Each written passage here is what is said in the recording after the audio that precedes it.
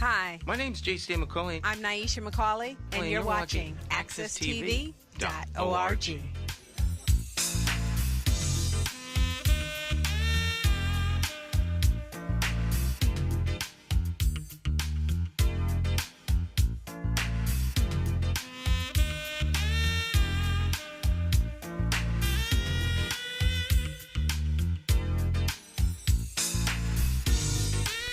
All right, my friends, once again, it is indeed time to get our talk on. It's Morning Talk with me, your host, J.C. McCauley, along with the champions of talk in studio. We've got Tuesday Talk champion, Luis Delgado. You know what? Today's not Tuesday.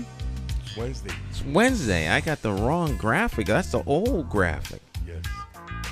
How about that? Well, that's okay. That's all right. You look good. Thank you, brother. Thank you. How about that? Well, nonetheless, he's in the studio. There he is. In fact, look at this. Look at this. Look at this. You're wearing the same shirt as in the picture. Yes. And you know, it's funny that you say that, but first of all, good morning to all our listeners and our viewers. I'm so glad to have you with us this morning. And it's funny that you say that, Stan, because you know, earlier I asked you about the dashiki. I called a store in Hartford called Kiriwu. Yep. And they're having some issues with some water leaking from the roof, so their store's not open. Mm-hmm. I went to West Haven to look in a store, and they were not open at the time they said they were open. And I hung around for a little bit with my son, and then the light came on, and then nobody opened the door. And I called, and I left, and then somebody called me, and we lost contact. But now you're telling me that there's a store in East Hartford. There is a store in East Hartford. That may have. Yeah, I believe in wearing traditional clothing that is indigenous and Afrocentric. And it's just part of a, you know, there's a lot of stuff going on out there about being awake and vibrating at a high level, and I think that all of that means is just being conscious about who you are and your culture and your traditions, and owning it. You know what I'm saying, and exemplifying it. I was in the mall with my wife for something. She went to get something, and it could have been her glasses or something. But I went into Macy's looking for a shirt, and as soon as I walked in there, this incredible, strange feeling came over me that none of those clothes in there were made for me. You know what I'm saying? I just didn't feel like the regular button-down shirts and stuff like that. I don't feel comfortable wearing that anymore, Stan.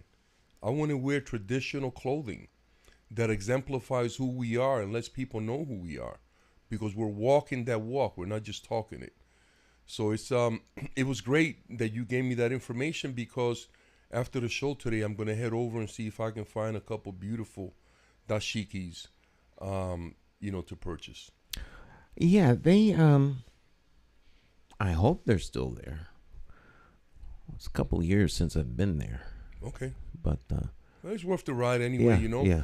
You know what they have in East Hartford on Burnside Avenue is they have also a Jamaican eatery. I forgot the name of it. They make some excellent, Aki patties. I don't know if you know what Aki is. It's a fruit. And then they make that with what they call saltfish, which is codfish. And it's incredible. Very tasty and very healthy. Huh. And very, very reasonable. They're not expensive at all. All right. I forgot the name of it. It's a family business, though. Very nice. I'll have to check that out. Yeah, there's a little plaza just well, you know where it breaks off. You go up Burnside, and then there's that road that goes out toward Manchester. Oh yeah. Yep. There's that right in that fork. Yes. There. Yes. In fact, there's the supermarket there has you know, produce and foods and things from the continent. Oh, nice. So there's a lot of things there that are from Africa. It's been a while since I've been over there, but well, Stan, what a wonderful way to start the show today, man. Talking about food. Mm-hmm. So I want to share with the audience that I met a young Polish man at the gym, and he took right to me, you know. And it turned out that he owns a restaurant in New Britain called A Taste of Poland. A Taste of Poland. What an excellent menu, Stan. It is amazing. They have these things. It's like these crepes, spinach and cheese. Incredible. They have a lot of different meats. No, those are not pierogies. They're big. They're bigger, you know, and they're rolled. They're about 6-7 inches long, and they have spinach and cheese in there, and very tasty. But they shape like a little like egg roll kind of a thing. Much bigger than an egg roll. Okay, Yeah. but I mean, are they round? Yes. Sort of round, yes. And then they have a lot of meats, all kinds of meats. My wife and I, we don't eat meat, but they have a lot of other wonderful food there. And I urge the, our listeners and our viewers to check that out. Trying other foods from other countries is so amazing, Stan, because you really get a chance to see the way that other people create this wonderful menagerie of food, man. It's incredible. Well, you mentioned something that's pretty profound. If the one way to endear oneself to people is to break bread together. Yes. You sit down, you break bread, and you share. And so if you really want to meet people, you meet them where they eat. Because yes, the food is such an expression of who people are, like art, except that you can taste it. And they're very also, Stan, I'm very happy, but people are very happy when they have an opportunity to share their food with you, the way that they make it, And speaking of food, man, Stan, I just want to mention a couple incredible restaurants in Hartford. Bros Dough. Now, I've been in Bros Dough. In Brayton Avenue, they make some very good pizza. They make some very good chicken and salmon wraps. They have all kinds of. They have a great menu. And then Chris Pizza on Airport Road is another one. That's my son's favorite place to eat chicken tenders. Chris Pizza. Yeah, it's right next to Dunkin' Donuts on Airport Road. I know where Dunkin' Donuts is, across the street from the. It's right there I go past there every single day. It's an incredible place to eat. They give you very good portions, and they're not expensive at all. It's all right, now pizza's a real big thing here in this house. So I'll if you say it's good. Now, is your son's favorite place or is your favorite place? My son is on the spectrum, on the autism spectrum. So they have a very his palate has opened up quite a bit over the years, because I've got him to buy into the idea that you should always try something, and if you don't like it, then you don't like it, but you might like it. So he's tried a couple things and he's liked them, so now he kind of bought into that. But he doesn't eat, like, for children and people with autism, sensory is a big deal. So the taste and how it feels and the smell, all these things are extremely important to folks under the spectrum, because that's how they determine if something is safe for them or not. So a lot of things that we find savory, like the sauces that go with the food, he doesn't use any sauces at all. He just eats it straight up like that. So yeah, so Chris Pizza is a great place. Bros Doughs. I mentioned the Taste of Poland in New Britain. And then one of the few places a couple years ago, one of the few restaurants in Hartford that had grits was Sisters on Main Street. And they also had a very good fare for breakfast. Sisters, more Jamaican though. But their grits and fried eggs and home fries, oh my goodness, Stan. What an incredible combination. They do a real good job. And, it sounds easy, but, there are restaurants that can mess up, they can mess up a fried egg. You can mess up grits, too. That's what I'm saying. So fried egg. You can mess up anything except water. Although there are people who manage to scald a pot. Boil Yes. the water right out. Yes. Pot's glowing on the Yeah. on the snow. So how about and there's another restaurant that I want to mention only because I haven't been there yet. Mm-hmm. And I'm going to try to get there this week, probably for some tea in the morning and just to check it out, or maybe even some lunch. And it's called Semilla. Oh yeah, downtown. Yeah, and it's Across on Main from, Street. Across from the Yard Goats. Yeah, I haven't been there yet, but I've heard some good things about it. Yeah, that's I don't know why. I'm shocked that you haven't been there, but that's supposed to be a great community meeting place. Oh. Lots of people meet there. Well, there's probably a very good reason for me not to go there then, Stan, because there's a lot of people that I don't want to see. Well, I don't know who those people may be, but I mean, I think some quality people. Oh, okay, there. that's different. Yeah. I thought you meant like politicians and stuff like that. Yeah, I don't want to be around them too much, Stan. No, my sense is that these are people that are movers and shakers in the neighborhood. Oh, okay, that's different. People who are definitely be trying around. to bring about conscious change. I like that. That's why I find it. So you should head over there. I will. Mm-hmm. I may stop by there tomorrow. Mm-hmm. Yeah. So how about you, Stan? Name a couple restaurants that you like. Lily's. Lily's in Wilson. in Wilson. Right over the border, right there by the. Is that where the Ponderosa used to be? In that No, plaza? no. Lily's is just after you get past the Windsor entrance to Keeney Park. You know where the Keeney Park. There's the Keeney Park house, not the Pond house. Your boy over there, the Sustainable, Herb. You know the Keeney. You know where they have the Sustainable Garden, and they make the honey over there, and Over in Windsor.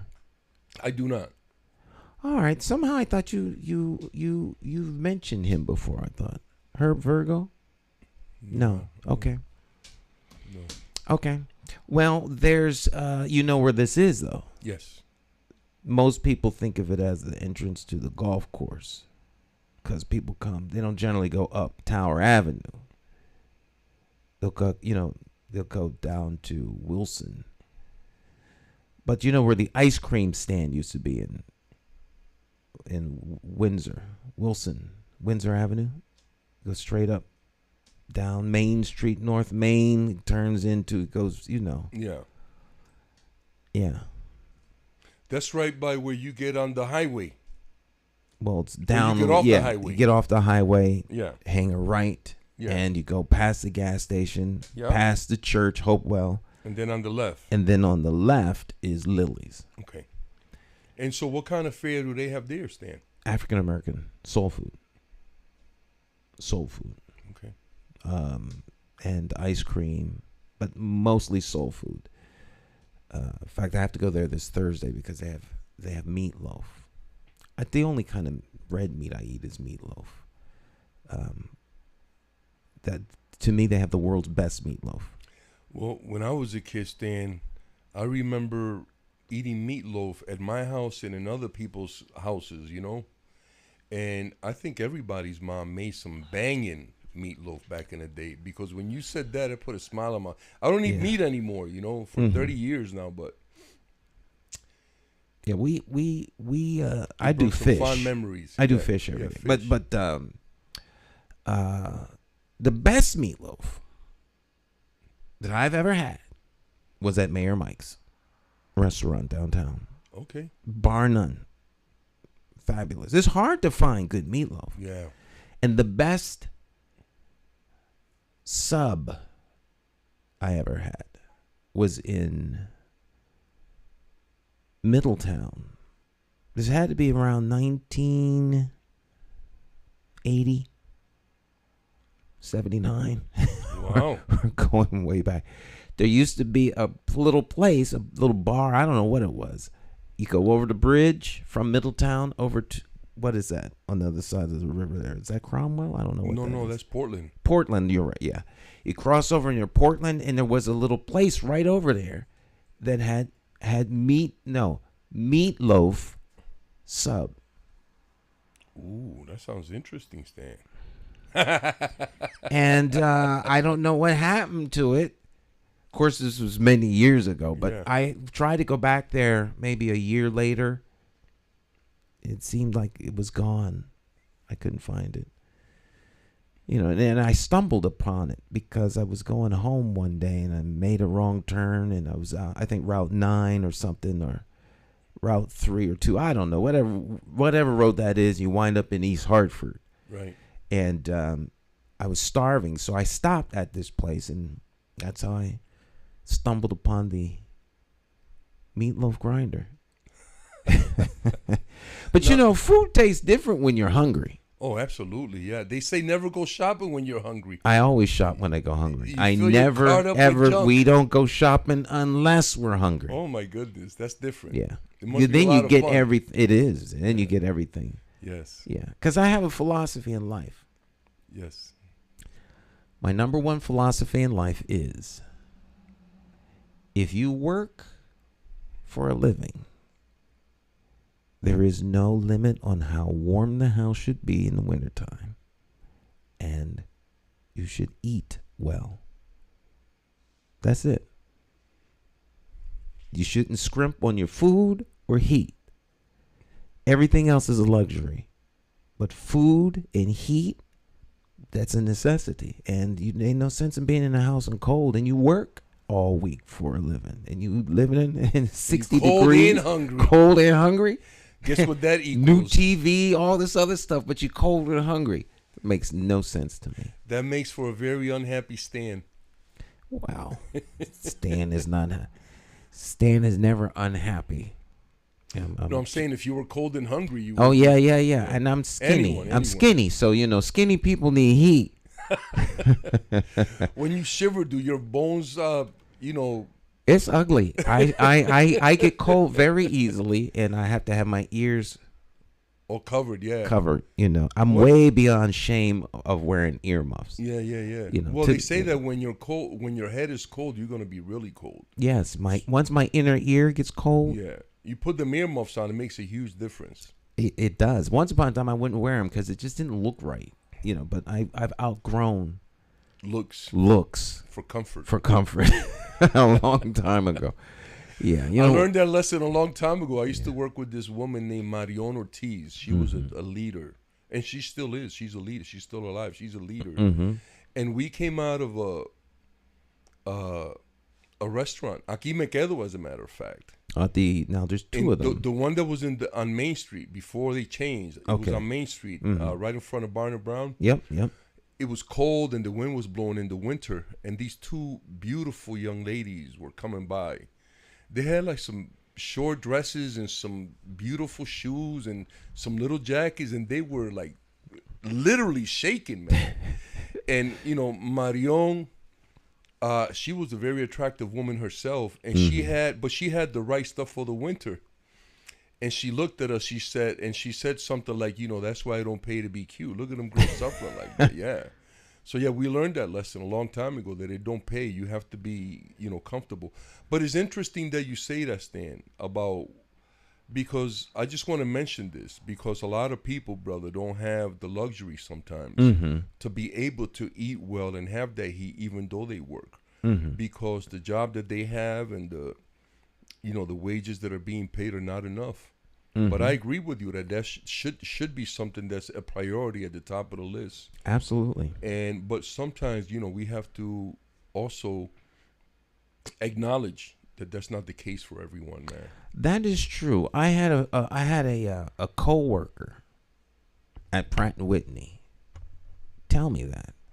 I had to be I was probably 20. I started working at Pratt & Whitney when I was 19. So maybe I was 19 or 20. And he used to bring, we had a half hour for lunch at Pratt. This is way back. Because at Pratt & Whitney, they served beer in the cafeteria. You have beer for lunch. You could get 2 beers. That was the limit. So beer was like in the caf, just like soda was. Right. You couldn't take it out of the cafeteria, but you could have 2 beers. I didn't drink, so it didn't really matter. So you to me. gave yours to somebody else. And No. But when the lunch break came, he used to have. It used to look like a gourmet meal. He brought his own food, and it was like a spread. And I always commented, and he told, that's where I got this from. I was 19, maybe 20. He had to be maybe, as I look back, 30, 35 at the most. But he said, I work. I work every day. And there's 2 things I'm always going to have. Food and heat. He says it makes no sense for you to be cold in the winter or ever hungry if you work for a living. I never forgot that. And I made that my motto. I said, you know what, you're right. So from that day forward, I always was warm and always had food. Those were priorities. I think sometimes our priorities get shifted. This is an ongoing conversation I have with my son, who lives here. He's 21, and he makes money, but he has none. As most young people, they spend it. I was like that. Mm-hmm. But like, where are your priorities? This has to be the 8th new phone you have had. He says, well, it gets double the battery life, Dad. But it's smaller than the last phone. So I guess 3 months from now, you'll want a bigger screen. You already know. Yeah, so So we're trying to put some things in play for him to be able to come to a place where he can pay rent. Not to me, but yeah. He doesn't have enough money for first month's rent. Security. And in theory, over the last 3 years, he's been working toward that. But he has yet to achieve more than $300 in the bank. So, when he does maybe we should go look for apartments for me, Dad. That's just to kind of appease Dad. Because you don't have enough money to put down rent. Well, he's setting the expectation for you, not for him.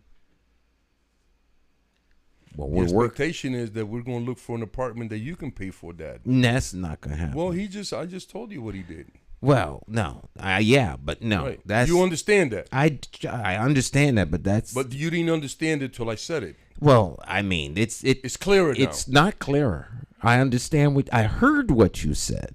Okay. And I believe what you're saying could very well be true, but it doesn't register in my mind because that's not going to happen. Okay. It's not happening. Make sure that you let all of our viewers and listeners update us on when that happens. Well, here's the plan. Hold on 1 second. I just want to say real quick on the last topic that we were on, before I forget, because that happens to me a lot now. But I think that in Walmart, I think it's either 60 or 80% of their employees are on welfare.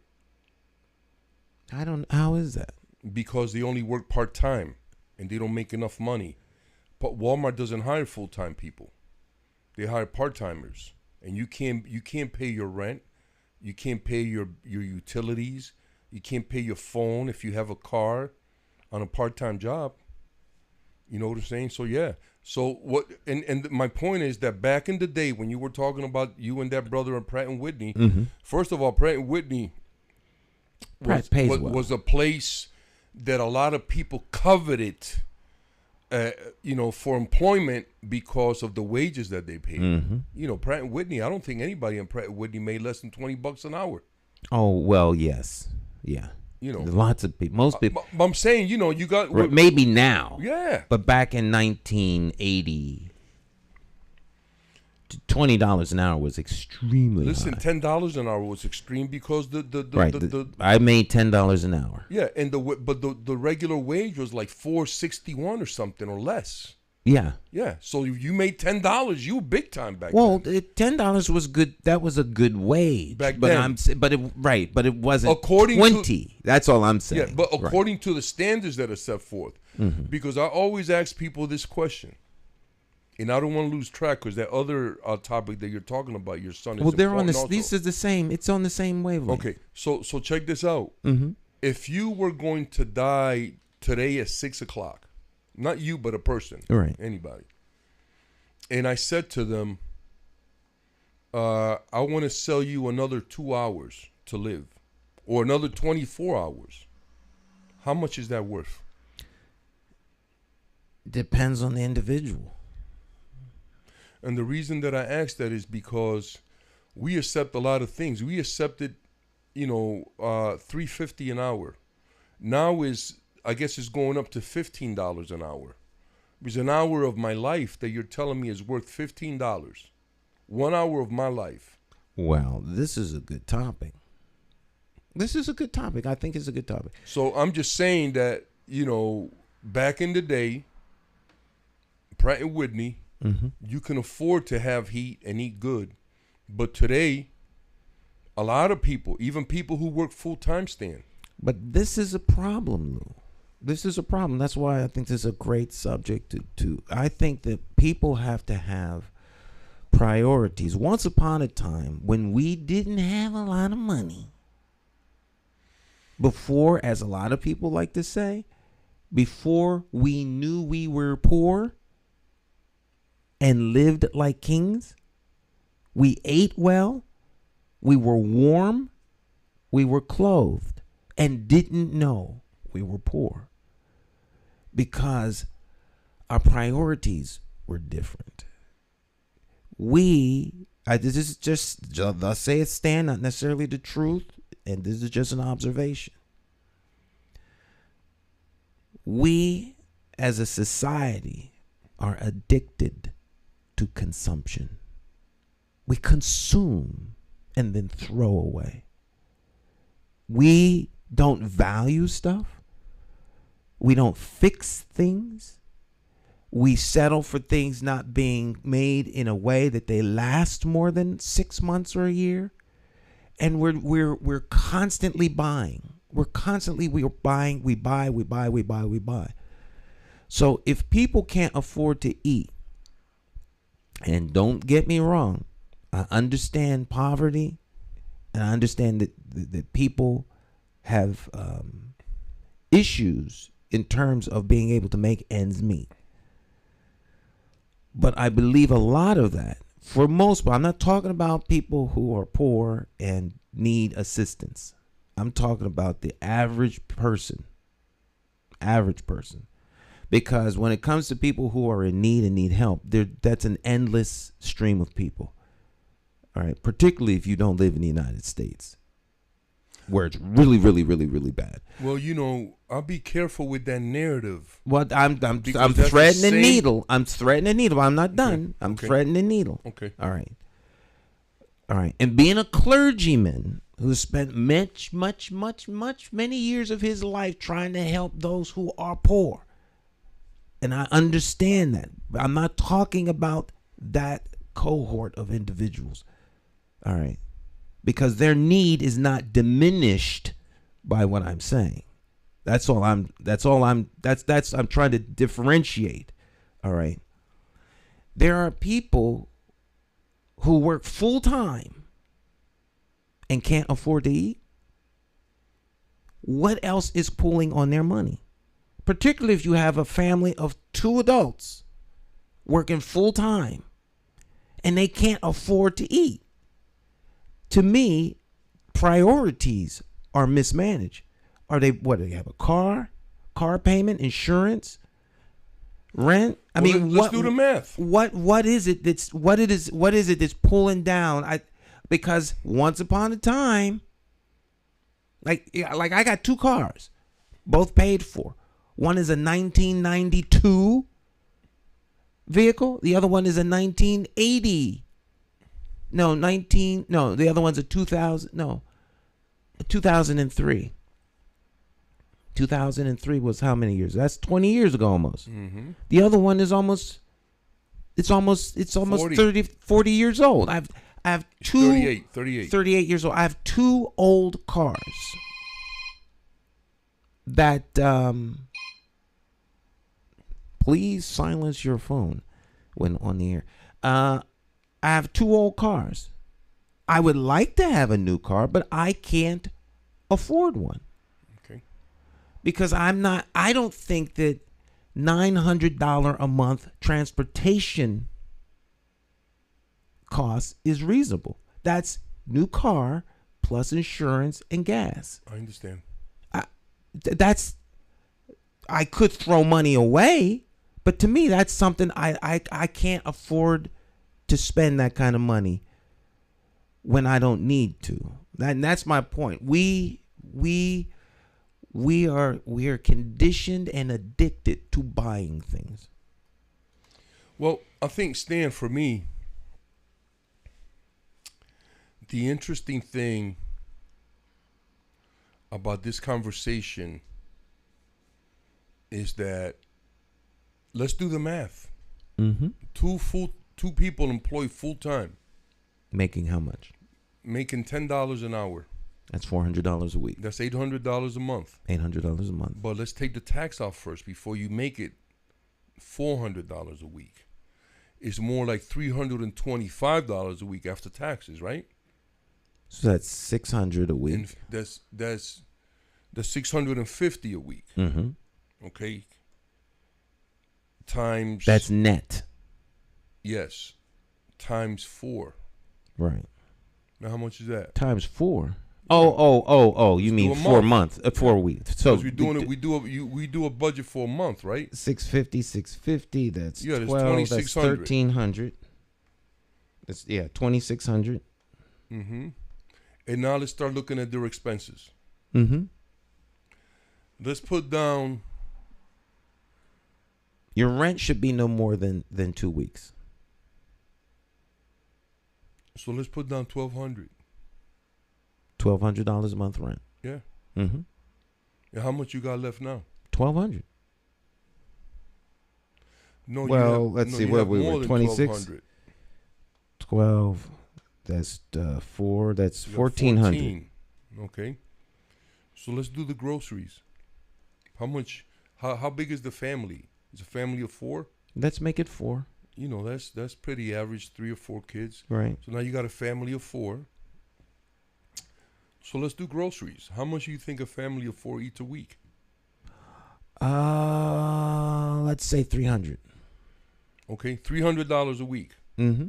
So now you're at $1,200 a month. Mm-hmm. Okay, and how much you got left? Nothing. Because you have 14 left. No, you got 200. Right. And now you have utilities. So let's do, in an average apartment, how much is the light and the heat? You're clearly not making enough money. Right, and that's what I'm saying to you, brother. You can have 2 full-time people living in a house, working diligently every day, and still be behind on everything because of the wages that we've accepted as reasonable. There's no amount of money that you can pay me an hour and think that it's okay. You can pay me $1 million an hour, Stan, and it's still not okay to me. Well, that's because an your hour worth of my is life, more. It's not just that, Stan. We have to look at ourselves differently. We're looking at ourselves as products.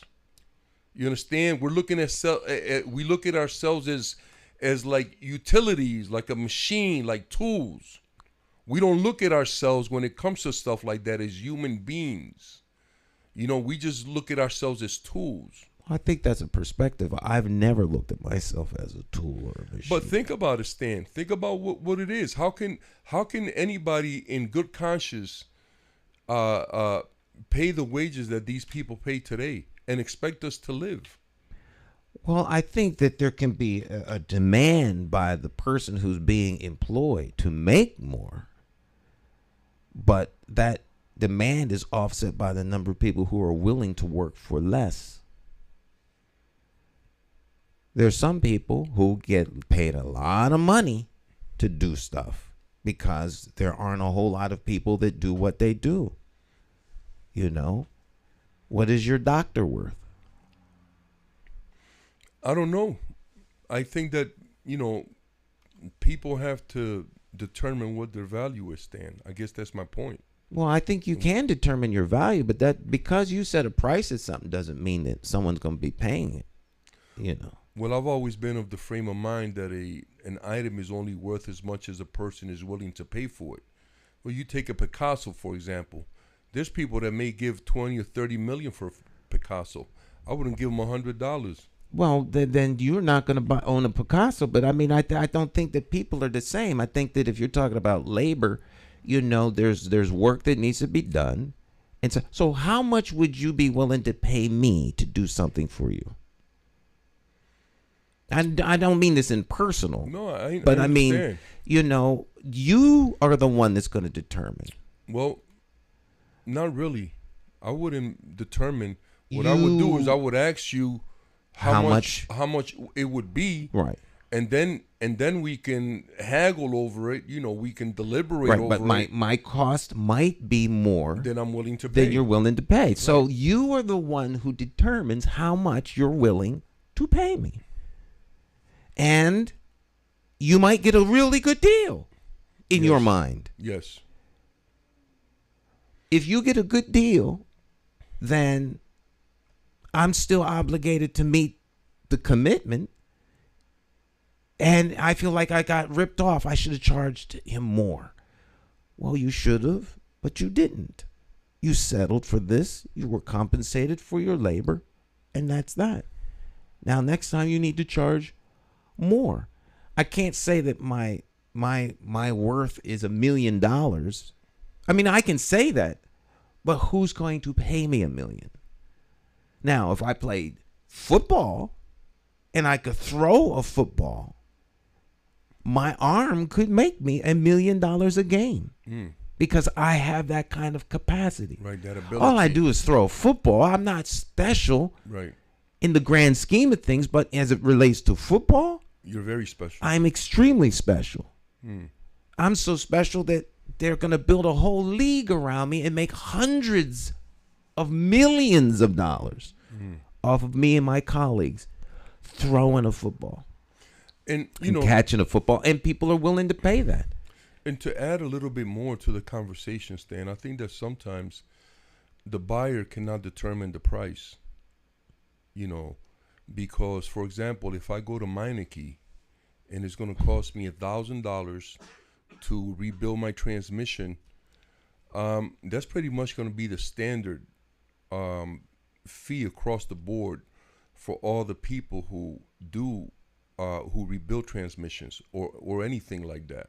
For example, if you buy an Apple Watch at Apple or at Walmart or at Stop and Shop, you're going to pay the same price.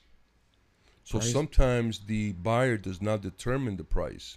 And that's why I say that an item is only worth as much as a person is willing to pay for them. Absolutely. Same thing on the labor side. Mm-hmm. But I just think that, the way that business is done today has been very unfair to the employee, to the worker, to the laborer.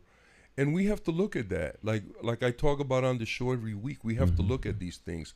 But Stan, I want to go back a little bit to talk about your son, but not him personally, right? But young people that age and the things that they at that age. The question that I would ask of you, respectfully, and this is for the audience also, do you think that you and your wife may have gotten started a little late on your son in terms of helping him put some of these things together at an earlier age? Well, that's a great question because he lived with his mother for most of his formative years. Okay. So he's been here for the last 3 years. So he's a son out of a prior... From my first marriage. From your first marriage, okay. Right. Okay. So he's here to get these things together. Oh. So Yes. So the deal I've made with him is you're going to start paying rent. $100 a week. $400 a month. Okay. So at the end of every month, you will have $400. I'm going to keep the money for you. But see, to me, that's counterproductive. How do you keep the money for him? I put it in a bank account. So you're paying him? No. He's going to pay rent. I'll hold on to the money. Oh, I see. I'm not going to use the money. Yeah. It's, I don't, I'm not trying to. You can put it in a savings account. Right. Because I would not charge him rent. See, part of the problem is he's extremely, he wasn't independent when he came here. He's very independent now. That was part of the task. How long has he been here? 3 years. Okay. 3 years. He's on the edge of the spectrum. Okay. So he has had some challenges. So he has Asperger's. Right. He has some challenges, but he's quite capable. Yeah. So he is now in a place where he has free act. He can come and go as he pleases. He's treated like an adult because he is an adult. He determines his own schedule. He buys his own food. He eats he's no burden whatsoever. I would never charge him rent to live at home. That is part of the problem. Because if the safety net is always there, there's no reason for you not to use it if you're comfortable in it.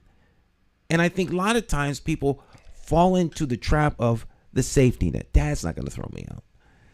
So I can spend this. I'm good. I'm not a burden on anybody. Yeah. Okay, so, but it's counterproductive. 3 years from now, you'll be 24 with no sense of what it is to be truly independent. Because you're not independent until if you don't pay rent, you're going to be evicted. That's real. Yeah. See, I've had my electricity cut off.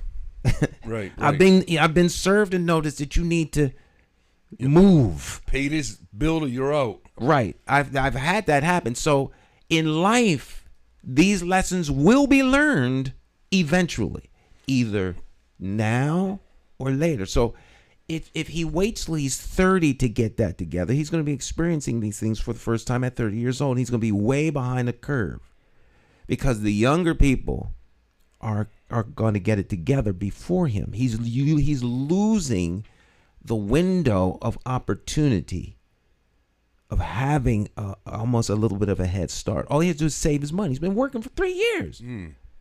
He's not saving any money. Did you teach him how to save? I'm just asking. No, apparently. So I have something to say before you continue. I have always said to myself that I can never expect my personal children to know anything about anything that I didn't teach them personally. Well, when you say teach, I think of teaching as something that can be executed. He knows how to save. He has a bank account. He knows the principles of saving. He just has no self-control. He's spending his money. Well, I have another. So I can't, and I'm not going to treat him like a child. He's not a child. You see, and because I just want to share something with you, Stan, and the audience that I think is extremely important. But I don't understand this concept about our children having to pay rent, having to move out at a certain age. And these are societal expectations. These are not familial or family expectations. I agree. Let me go on with this. Back in the day, everybody stayed at home. When your children grew, they stayed at home with you and had their children in your house, and them children grew up in your house. Right. This concept about forcing your kids to move out at a certain age and doing things that are for the benefit of allegedly society right? But they're really for the benefit of business and industry, okay, doesn't sit well with Afrocentric, indigenous teachings and culture, right? Traditions, right? So, like I said to you earlier, when you were talking about Africa or these poor countries, I'd be very careful of that narrative that's been presented to us. You know what I'm saying? Because we don't know that everybody, first of all, Africa is a continent. Right. And we keep talking about Africa like it's one country and everybody does the same thing. That's all extremely racist. Well, Lou, I'm not talking about... Well, hold on, brother. You know what I'm saying? So we have to come back. We have to come back home and think about how we're treating our children and our families and the expectations that we have of them because of the pressure that we feel from the outside. Well, that's what I'm adding to this conversation. Okay. Doesn't have anything necessarily to do with you personally, but I'm just putting that out to our families. That's a nice concept to think about. We shouldn't have to have minimum wage either. We shouldn't have to go to work. We should live in a communal society where we share all things in common. But that is not where we don't live in the land of should. We live here. Now, people do have to pay rent. People do need to make a fair wage. They do have to make ends meet. That's where we actually live. He lives in a society, and at some point, he's going to want to move out on his own.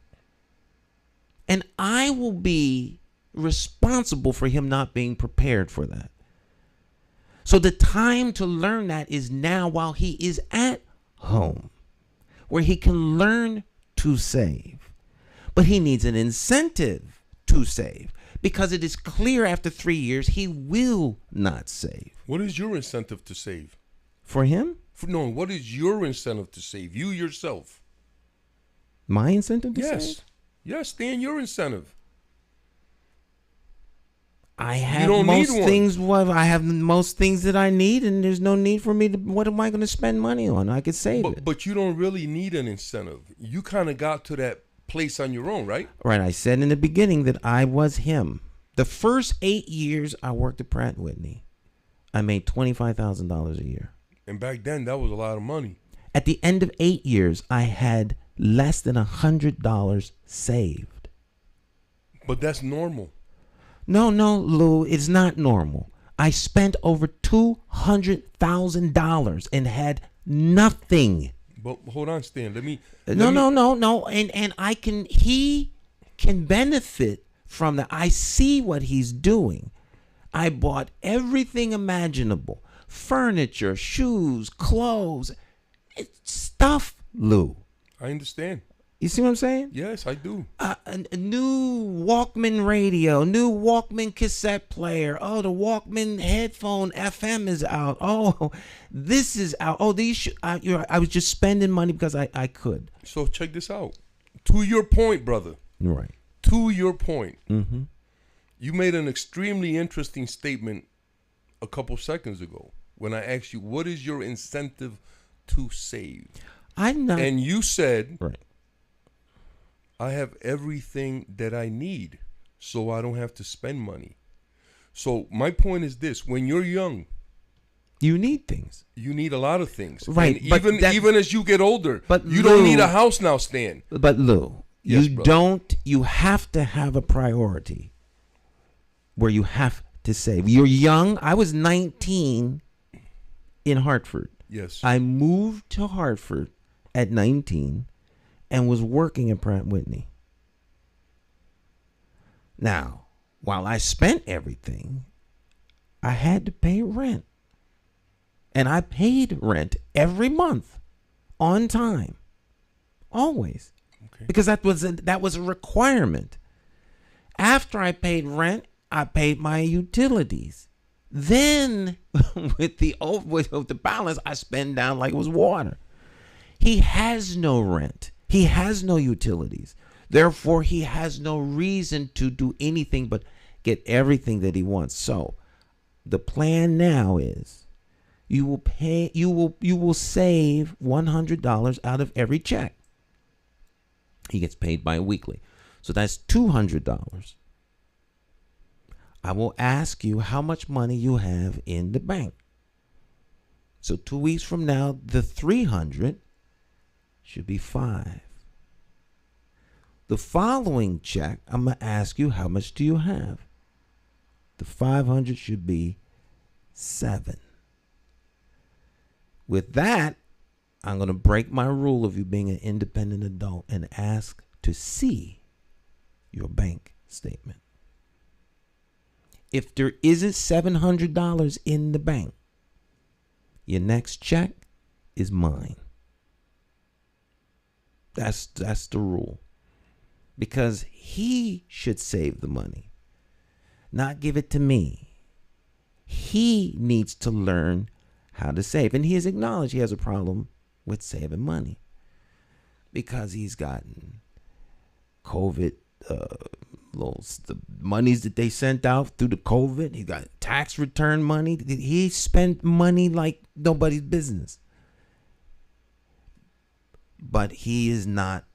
He's not acting in a responsible way with his money.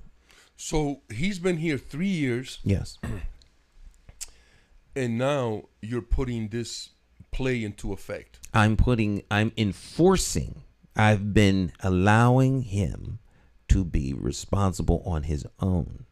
He has been less than truthful. Stan, when he came up, where did he come from anyway? You said he came Georgia. up. He came up from Georgia. Mm-hmm. And where was he living? Was he in a rural, urban? He had a pretty sheltered life. Let's put it that way. Was he in a city or in a country? Well, Atlanta is. Oh, Atlanta's big city. It's it's city. Atlanta is a strange place. It's a little bit of everything. Yeah, so you could be right in the middle and be in a country spot. Right, exactly. Or you could be right there and be in a big city, like you could be like LA or right, Los Angeles. Right. Okay. So the reason that I'm asking that is because obviously he had a completely different life, man. And given some of the challenges that he faces with the spectrum, I think your son is just a magnificent. He's doing great, look. Yeah, man. I'm not. Yeah. He's doing great. Yeah. Except he's not saving any money, and that's not gonna work. He can't become 30 thinking you can spend everything you want. Well, but if he has anything like you, then by the time he's an adult, he'll own his own bank just like you do. He is an adult. Older though, older. In his 40s, 50s, he'll be magnificent. By the time he's 40 or 50, that may very well be the case. I should hope so. However, right now he's 21. He's a challenge, yeah. Well, he's 21, and when I was 19, you were just as bad. But I had my own place. That was a big difference. I wanted my own place. I didn't want to leave home. It wasn't like I was mad or anything. I wanted to live on my own. Okay. I wanted to be independent. And to me, there's nothing greater than your independence. To be free, to do what you want. I understand. He's up all night. So I've gone from time to time to knock on his door and let him know that your sisters are separated from you by a door. Mm-hmm. You can't be up in here laughing and carrying on with your friends online from around the world or whatever it is you do up in here. Nice. All right, so be respectful. Oh, I didn't know I was that loud. Yeah. And he truly doesn't realize how loud he is. Right. Okay? So he'll outburst in a laugh and go into a long conversation and then, hey, son. Oh, I'm sorry. That's cool. So, he sees himself as independent and free. I got to push him to the next step. He's come an awful long way in terms of maturing. Beautiful, Stan. I love the way you speak about your son. with such force and also with tenderness. You know, you generate a tremendous amount of love when you speak about your son, and I want you to know that I feel that. It's beautiful energy that when you speak about him. So, brother, earlier before the show started, I said to you that I was interested in calling Brother Carl and saying good morning, so he can tell us a little bit about his, uh, his institute, and just to say hello to him because he's a revered elder in our community that's done a lot. Can we give him a call real quick? Yeah. You want him? Do you want me? I can call him, and that way we can hear him. You can call him, and I'll say hello. Yeah. Because I talked to him last week, and I let him know that I was interested in just calling him and saying hello, and he said sure, he would love to, share some thoughts with us. So, and he's a genuine living legend in Hartford. He is a living legend, and we need to acknowledge that about him and others, because he's not the only one. We have many. Right. So give me. I'm gonna mute us out while you give me the digits. Okay. Lou's looking up the number.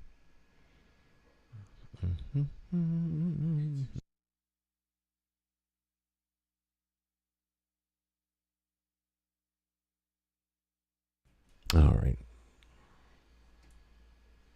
Let's see if it's up because it's a little early. It's just turning on 9 o'clock now. Well, he's retired, so he can sleep late. Yeah, absolutely. And he's earned all that rest, man.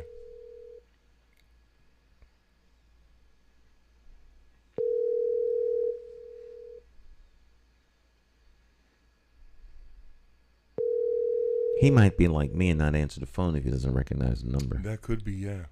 But a lot of people call him, so he could,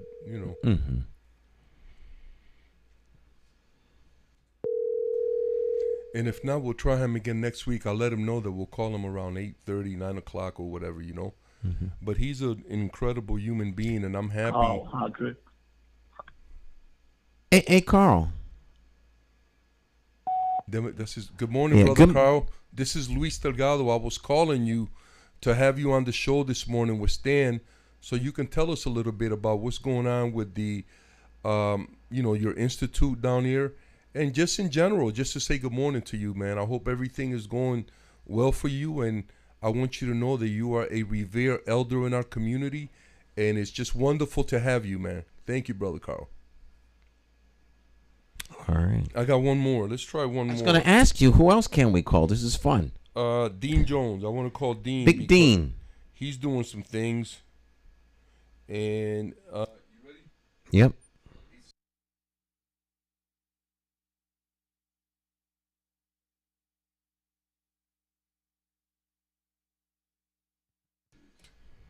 And he said he's ready. All right. This is Dean Jones on the line.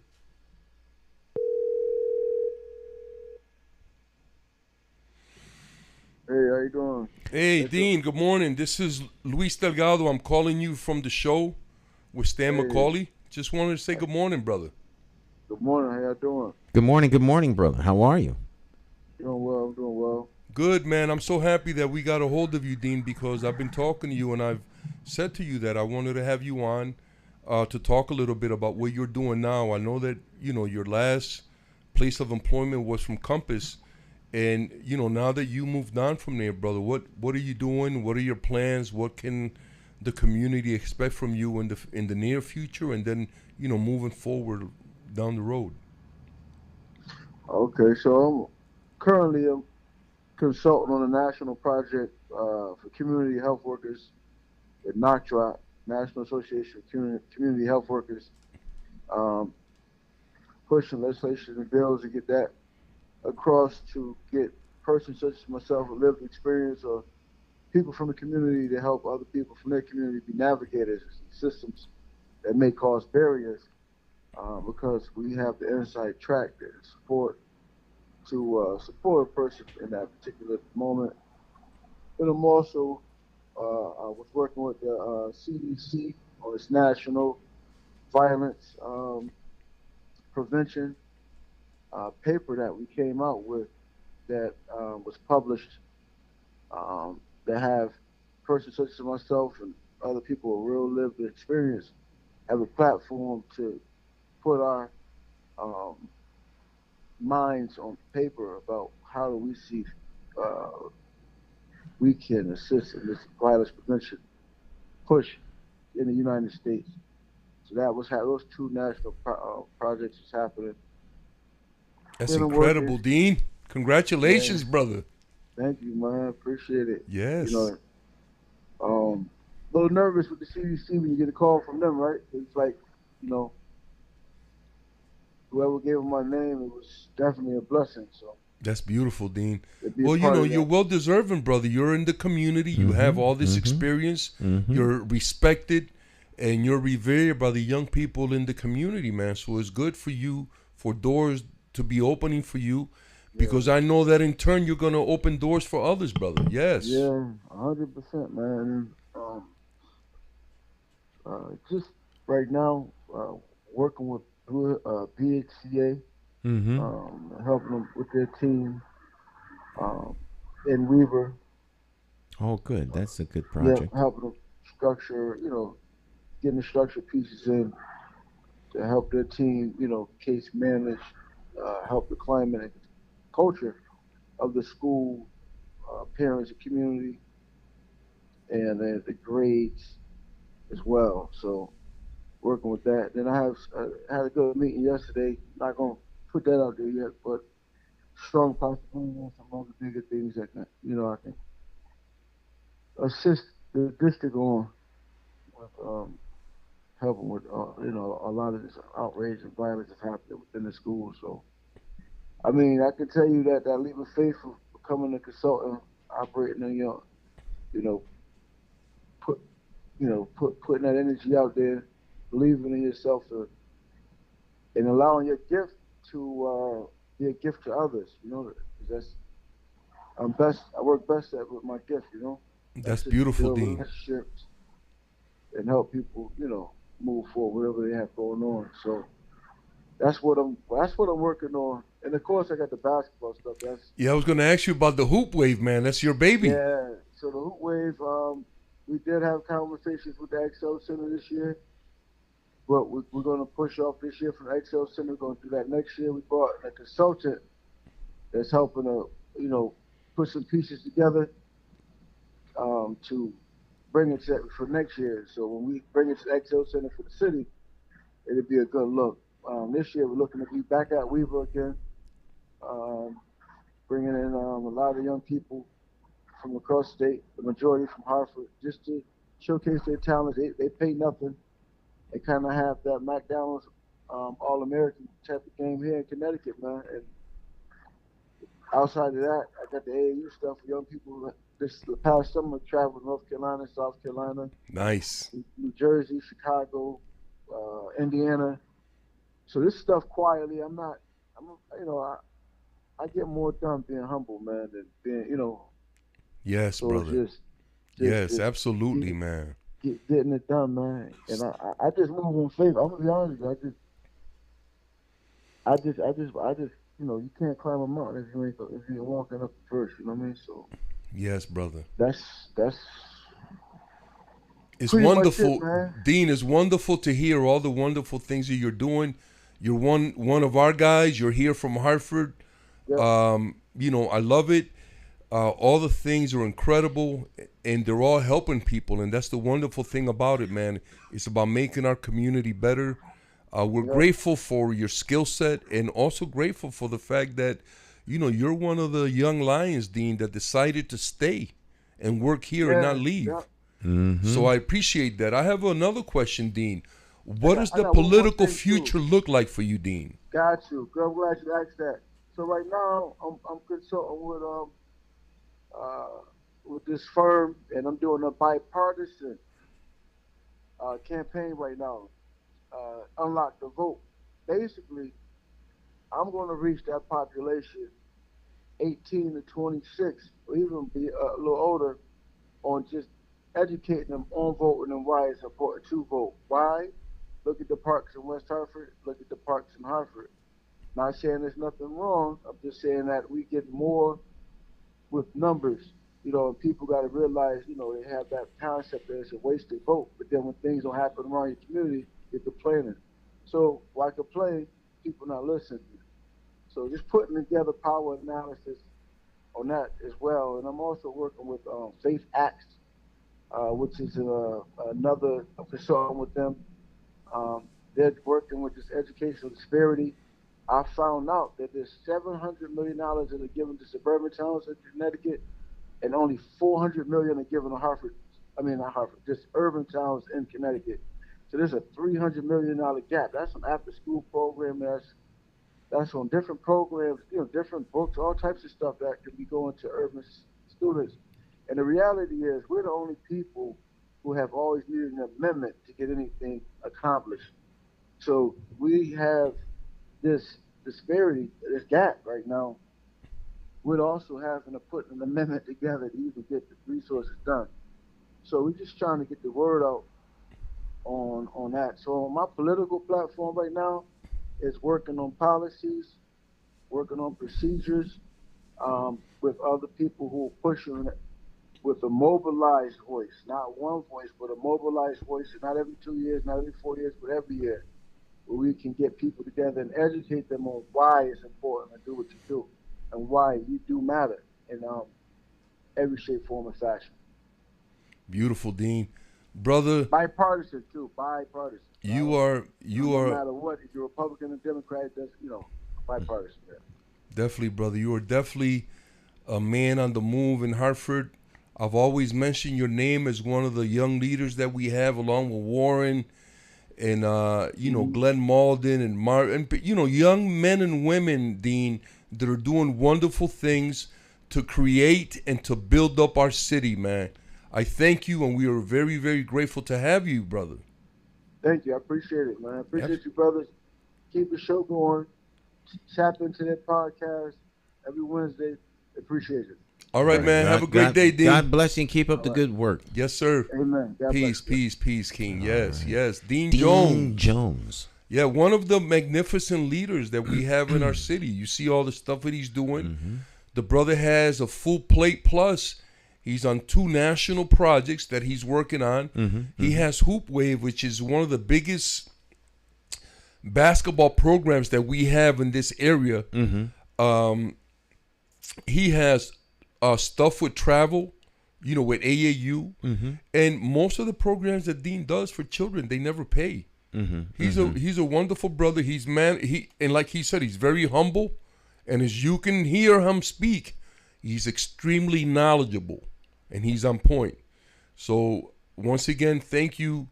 And shout out to his mom, Diane Jones, who's also another magnificent leader. Mm-hmm, mm-hmm. And he has a brother named John Paul Jones, who's also has great leadership in him also. So we just want to mention that, and give them all a shout out for all the wonderful work that we do. And like we stated before, Stan, we have a lot of wonderful young people, man.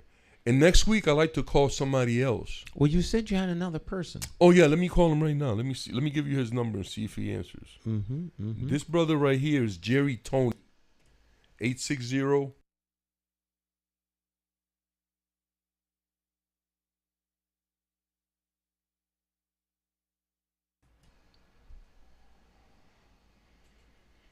Alrighty. Make sure we dialed the right number. Yeah. It's ringing. Yes. And this guy has been around a long time. Hello, how are you? This is Stan and Luis Delgado. Jerry, good morning. Good morning. Hey, man.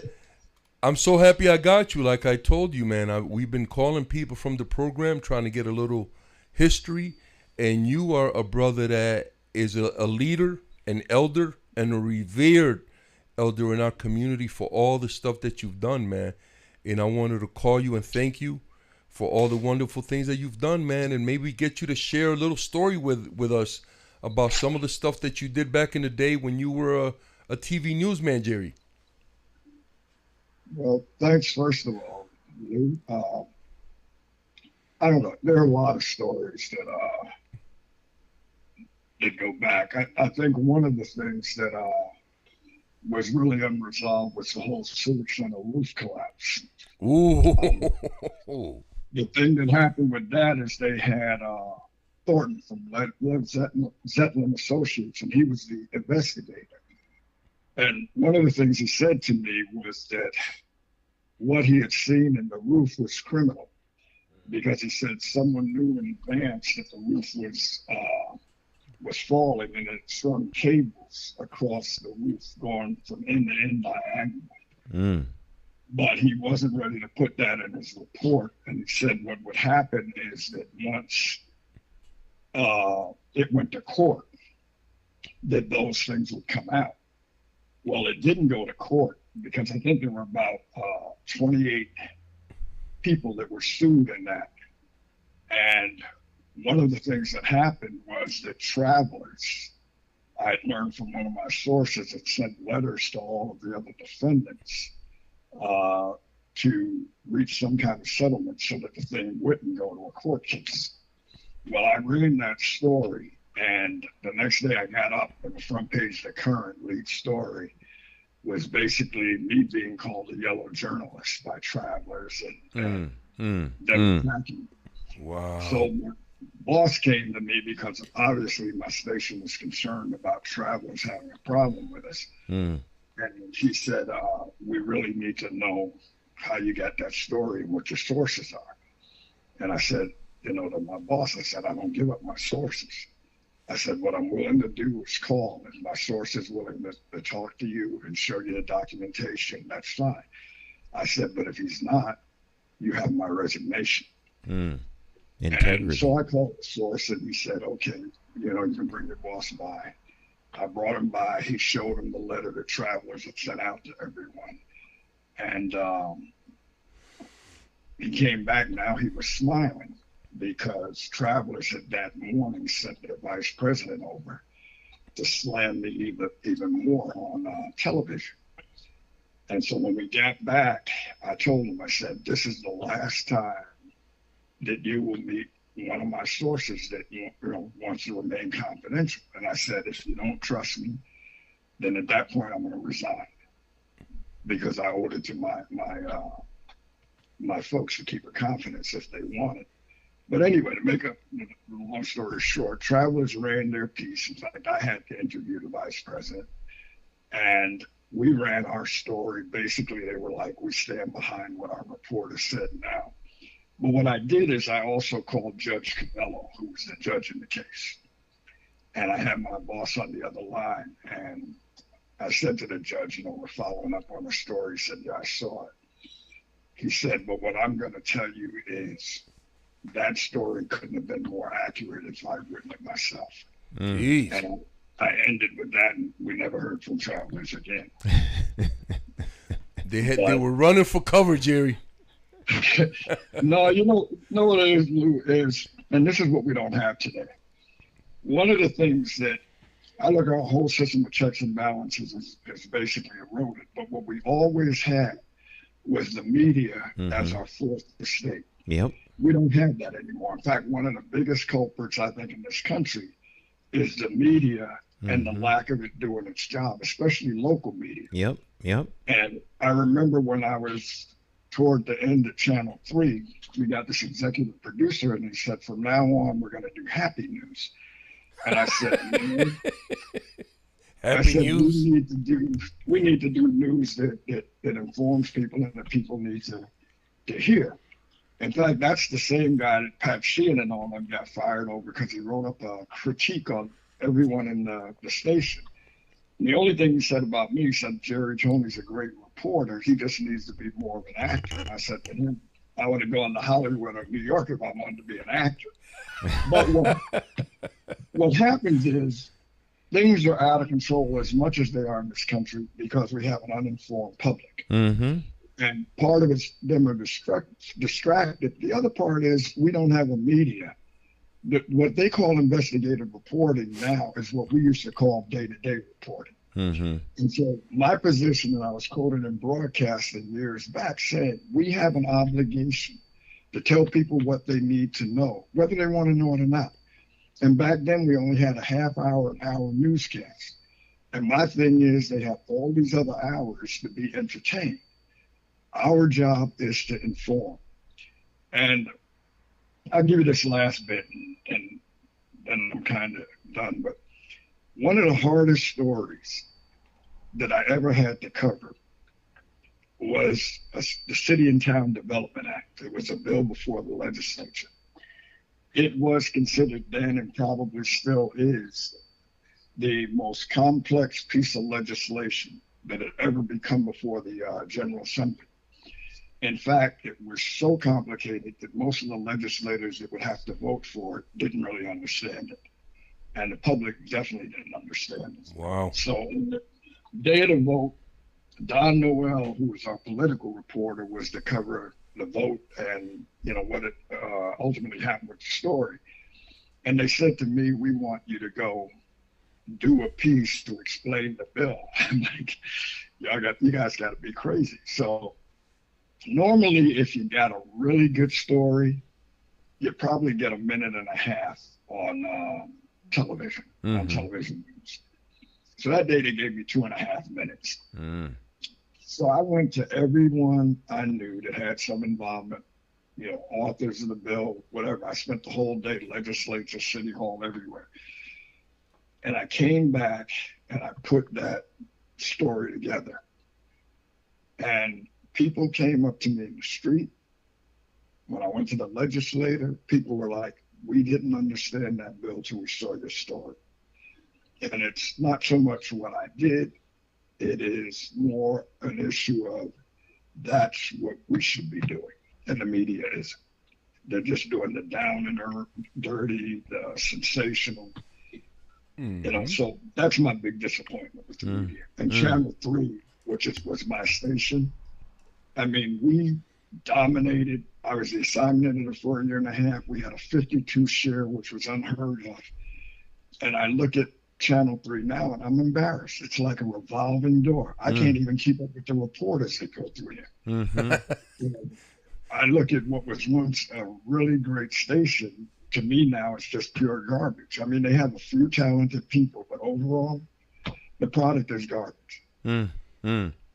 Jerry, thank you so much, man, for your insight and sharing those incredible stories, man. I want you to know that I plan on calling you back in the future. And not just you, but all these wonderful elders that have all this experience and these wonderful stories that they have to tell. And these are experiences that they lived, Jerry. These are what you're talking about, stuff that you lived. You know what I'm saying? Definitely. It's not something that some documentary that you watched or somebody told you.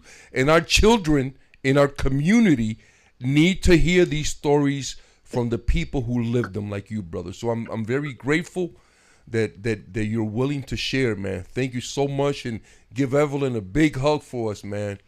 That's my sister, man. Yes, brother. Yes. Thank you, Jerry, and have a wonderful day, man. Thank you. You too, Lou. All right. I'm just going to say, anyone that knows you well enough knows that you're dogmatic, so people don't really have much of a choice. Thank you, brother. I appreciate it. Put it mild. All right, you guys have a great day. All right, Jerry. Have Thanks a good again, one. man. Yeah, man. Bye-bye. That's an incredible brother. Jerry used to be the commission. This guy's done so many things. First of all, he's a martial artist. He was a newscaster.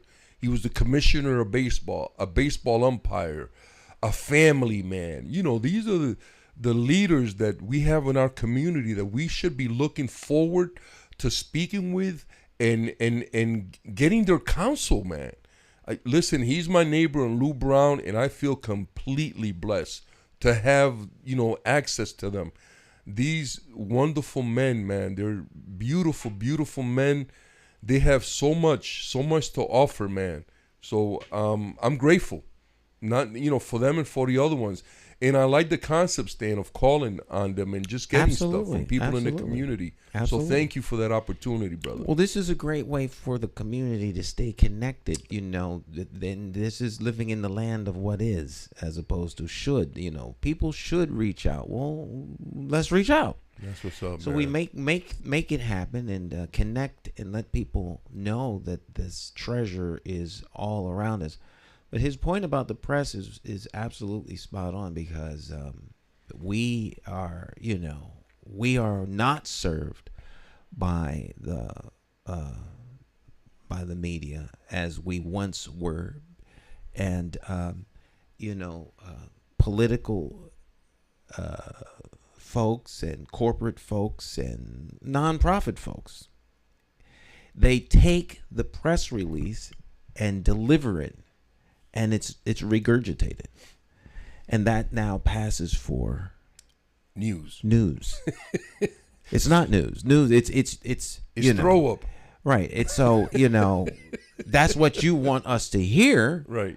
Well, where's the rest of the story? Right. Where's the other side of the coin? You're always showing me the heads. I want to see what's on the other side. Or the real story. The real story. And you have to ask questions. You have to probe, and you have to get counterpoints of view so that people get the information that they can determine for themselves what it is, as opposed to someone telling them. You don't hear news.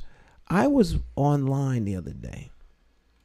Actually, I was watching something my daughter make. My daughter has a YouTube channel, and she draws all these stuff. She's got a lot of content. That's what she does. She comes home to create content. Well, her thing went off and something else popped on. It was from 1980. No, excuse me.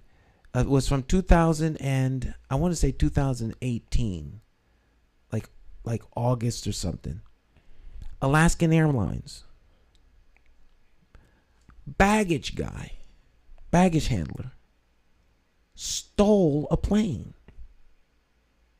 He eventually crashed the plane into a little island near Mount Rainier. Did he survive? No, he didn't survive. But they scrambled fighter jets to shoot him down. He was talking about he wanted to go and maybe look at the Olympics. He's flying the plane around. He's doing loop-de-loop, barrel rolls, a bombardier. This cat lost his mind. The thing is that this is the biggest breach of airport security since 9/11, and there's no news about it. The news of the day was Donald Trump and the election. There's no news. We are not getting news. That's what Jerry said. We don't get news. Yeah, we need to get the news. We need to get the news that people need to know. If I don't never hear another story about the election, it'll be too soon. There are other things happening that affect us daily. Yes. We don't get local news. We don't know what's happening in our city. And so, the fourth estate, which was the press, is no longer, it's been co-opted and corrupted by those who could potentially look bad if the truth were to be reported in the news. So they have found ways to undermine the news. And what he was saying about travelers, apparently the VP went over to the TV station. They send the suits in, the heavyweights. Mm-hmm. They start threatening you. It'd be a shame if you lost our money. Don't talk about my crimes. Right. So now companies being run by, the marketing department. Mm-hmm. Those individuals wind up being GMs from sales. So they're thinking about is the bottom line more than the integrity of the story, which is actually the product that brings your listeners. But it's fluff. It's entertainment. It's light.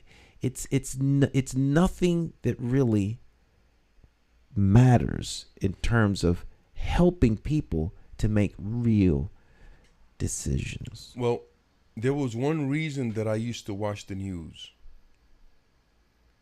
and that was the weather.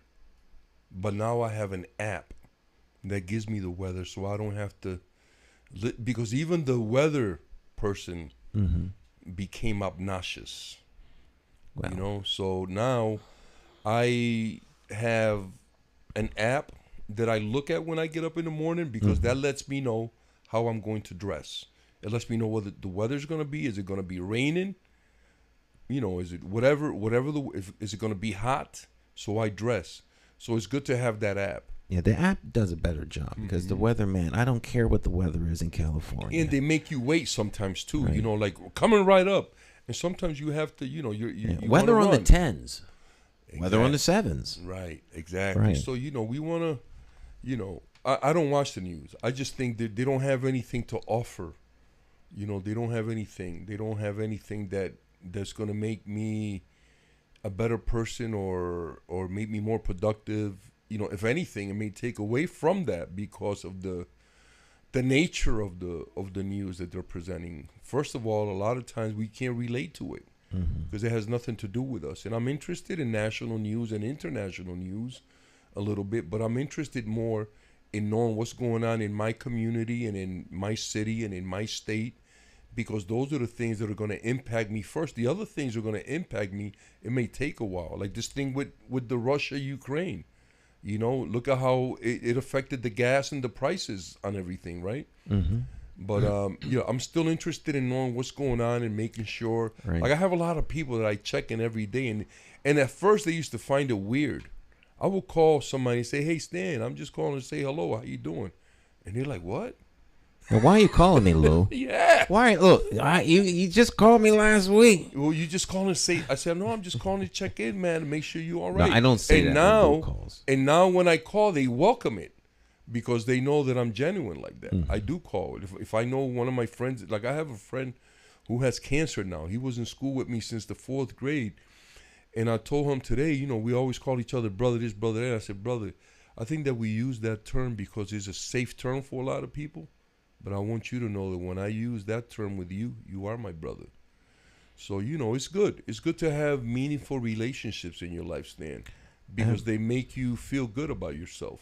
You know? Absolutely. Let's take a short break. We'll be right back. Don't go anywhere. We'll visit with our friend here. And don't go anywhere.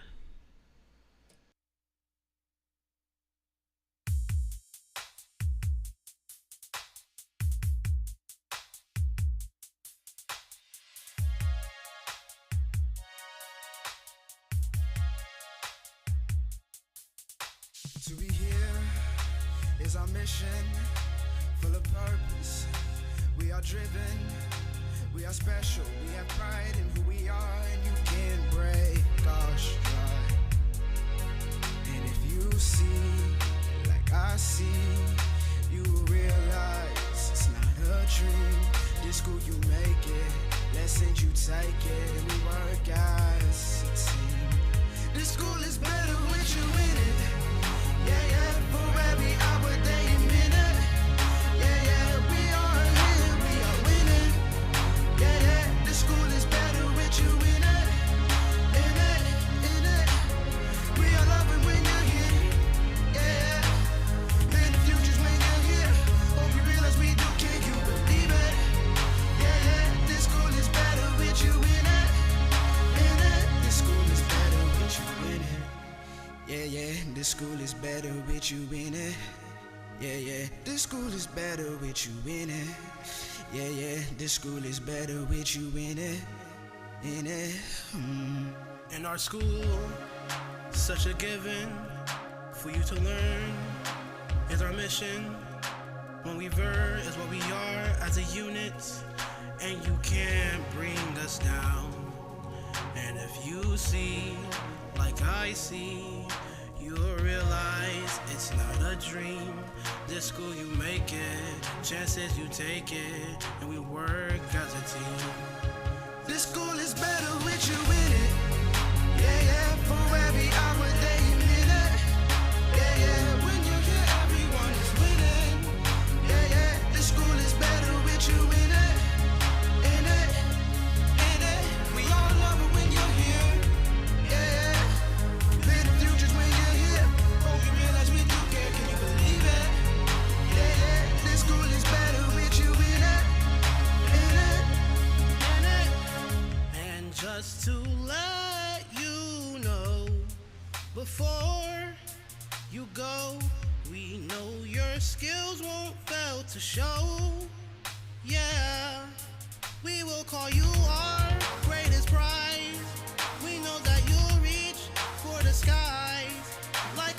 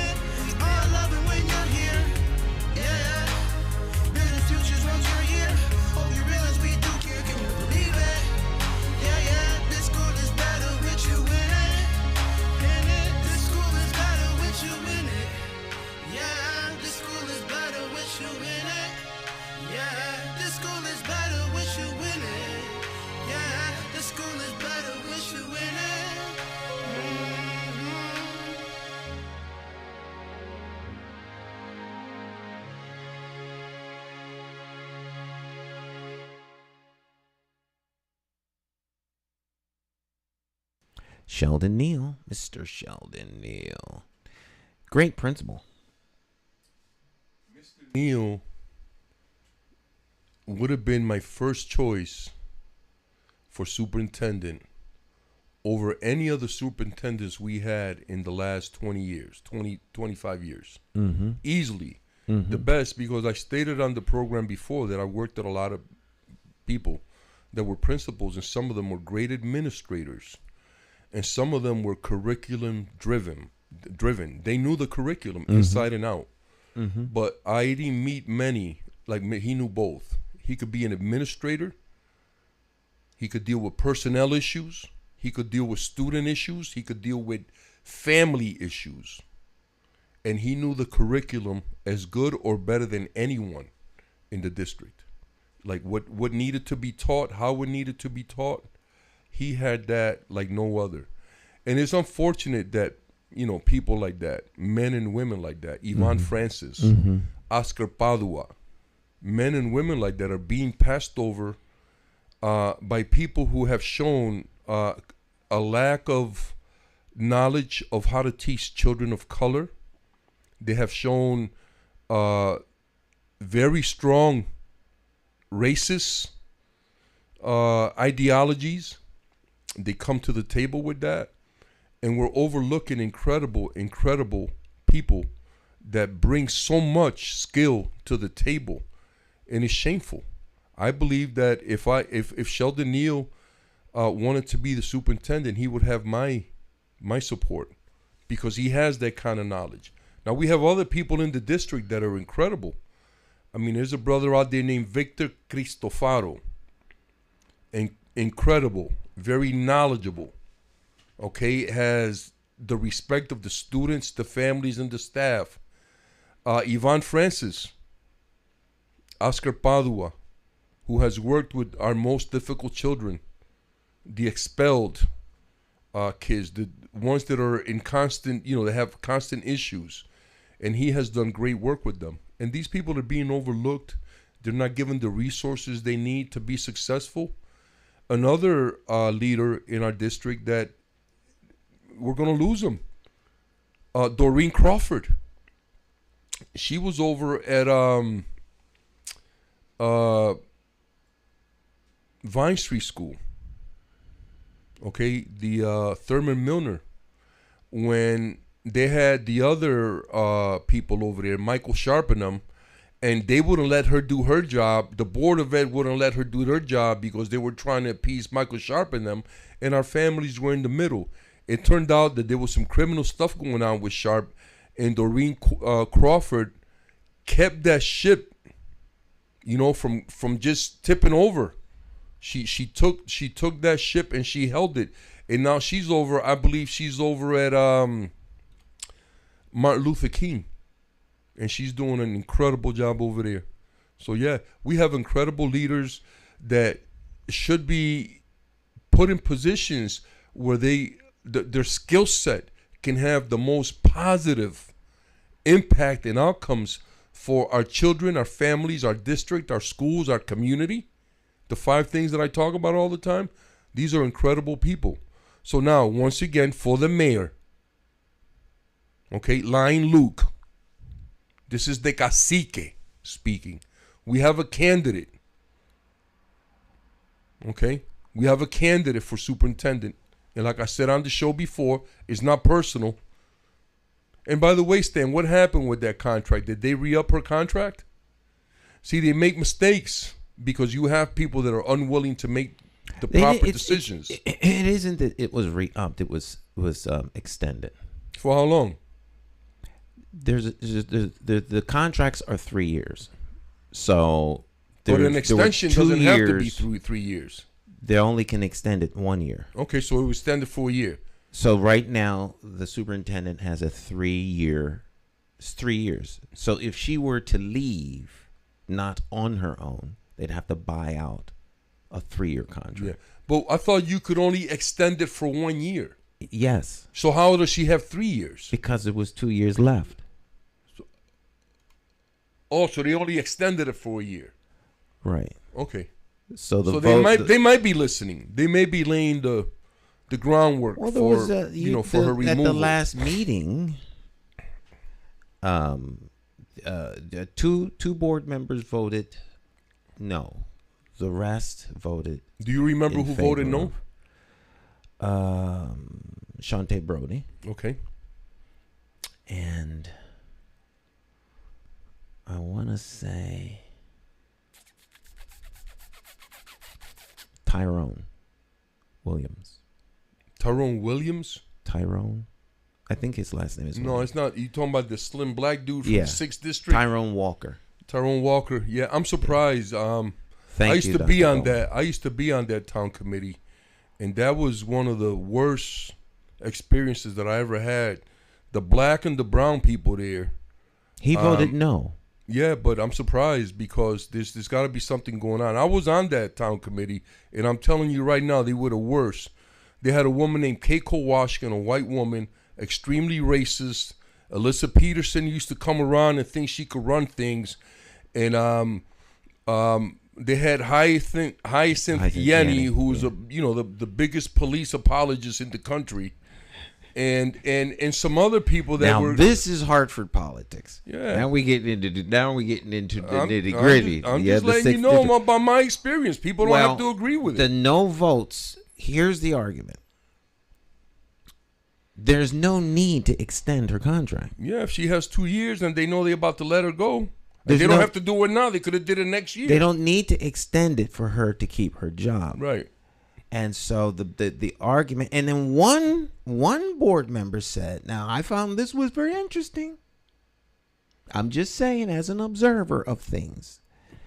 The one board member said that her constituents wanted her to vote no, but she voted yes.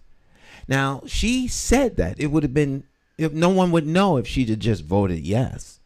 But before she voted yes, she told everybody that my constituents. And then herein lies the problem, brother. Mm-hmm. Politicians, because that's what she is. At this point, she is a politician. Politicians doing exactly what the hell they want and not doing what the constituents are. How would I put this? The will of the constituents. They're not following because the will. they are elected representatives of the constituent. They are not know there what y'all for themselves. Do. That was Yahara. Jahira Escribano. Yeah, I think that's a correct pronunciation. Yeah, Escribano. Yeah. Well, I'll tell you. She's an elected. Yeah. Well, y'all know what y'all got to do. When you elect somebody, let's go back. Politics 101.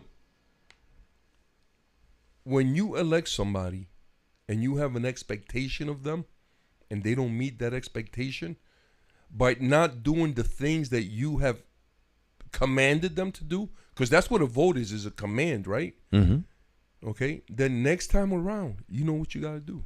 You vote them out. Here's a good lesson for all her supporters.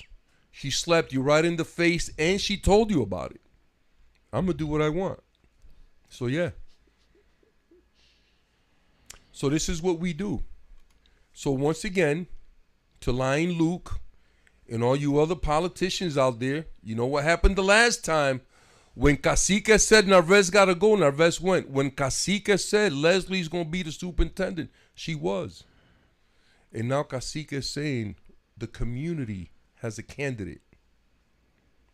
So let's see what they do.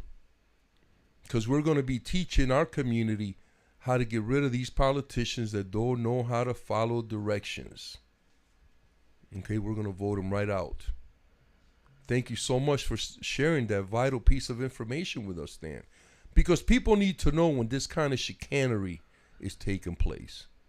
These people really think they can do whatever they want. And they're not listening to anything that's being said on this program. We are in the age of the Great Awakening. And the Great Judgment is taking place simultaneously. A lot of you are going to feel that very, very badly. Because you're unwilling to open your eyes and see all the harm and all the damage that you're causing in our community with your greed and your corruption. But it's coming. And we said it right here on this show first. We beat all the big international and national networks. We said it here first. It's coming. And congratulations to that sister in New York who's going after the Trump Foundation and anybody else who's going after all these criminals, because that's exactly what they are. So thank you very, very much. And so today, before the show ends, Stan, once again, I just want to say thank you to all of our viewers and listeners for chiming in, for making comments, and for calling, and help us to keep this show alive. And we're going to continue to call on community members to find out from them what's going on in the community, and also to share some of those lived experiences with us, because it'd be wonderful to hear from them. So Absolutely. It's great. Absolutely. I love that. That, 3 people, that would be great. That's great. We'll make it happen, Stan. We can make it happen, man. Right. And to all our listeners and viewers, do your best to do no harm as we move forward and seek a path of peace, so you can be the best that you can be and show the world all the beautiful things that you have, all your skill set and all your creativity. And that's my blessing for everyone this week. Peace, family. Thank you so much. All right. Well, that brings us to the end here of